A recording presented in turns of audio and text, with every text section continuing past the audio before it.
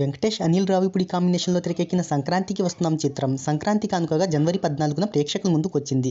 కేవలం వారం రోజుల్లోనే 200 కోట్ల క్లబ్లో అడుగుపెట్టి డిస్ట్రిబ్యూటర్లకు, బయ్యర్లకు మంచి లాభాలను తెచ్చిపెడుతుంది.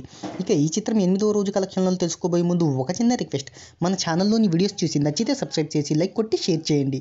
సాంకేతిక నిపుణుల రెమ్యునరేషన్తో పాటు నటీనటుల రెమ్యునరేషన్, ప్రమోషన్ ఖర్చులతో అన్ని కలుపుకొని ఈ చిత్రాన్ని 80 కోట్ల రూపాయల బడ్జెట్తో వెంకటేశ్వర క్రియేషన్స్ బ్యానర్పై నిర్మాత దిల్ రాజు నిర్మించారు. ఇక ఈ చిత్రం ప్రీ రిలీజ్ బిజినెస్ విషయానికి వస్తే ఆంధ్ర, నైజాంలో 33 కోట్లు, ఇతర రాష్ట్రాలు, ఓవర్సీస్తో కలిపి 9 కోట్లు జరిగింది.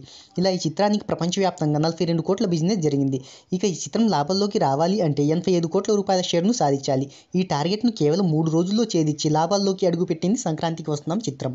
ఇక ఈ చిత్రం కలెక్షన్ల వివరాల్లోకి వెళ్తే నైజాంలో 27.51 కోట్లు, సీడెడ్లో 12.79 కోట్లు, ఉత్తరాంధ్రలో 12.73 కోట్లు, ఈస్టులో 9.72 కోట్లు, వెస్టులో 6.45 కోట్లు, కృష్ణాలో 7.18 కోట్లు, గుంటూరులో 7.90 కోట్లు, నెల్లూరులో 3.28 కోట్లు, రెస్ట్ ఆఫ్ ఇండియాలో 6 కోట్లు, ఓవర్సీస్లో 12 కోట్ల చొప్పున రాబట్టింది.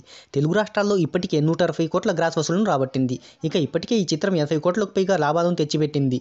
ఇక ఈ చిత్రం 8వ రోజు కలెక్షన్ల వివరాల్లోకి వెళ్తే 8వ రోజు వర్కింగ్ డే కావడంతో 60% వరకు బుకింగ్స్ అనేవి పడిపోయాయి.